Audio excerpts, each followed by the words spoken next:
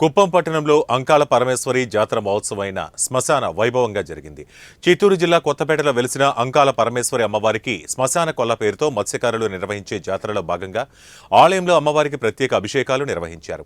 అనంతరం కుప్పం పట్టణ నడిబొడ్డున గల శ్మశానంలో అమ్మవారి భారీ ప్రతిరూపాన్ని తయారు చేశారు. కొత్తపేట నుంచి అమ్మవారి ఉత్సవమూర్తిని ఊరేగింపుగా శ్మశానం వద్దకు తీసుకొచ్చారు. శ్మశానంలో సమాధులు తవ్వి మనిషి అస్థికలను అమ్మవారికి నైవేద్యంగా పెట్టారు. కొబ్బరికాయలు కొట్టి కర్పూర హారతులు వెలిగించారు.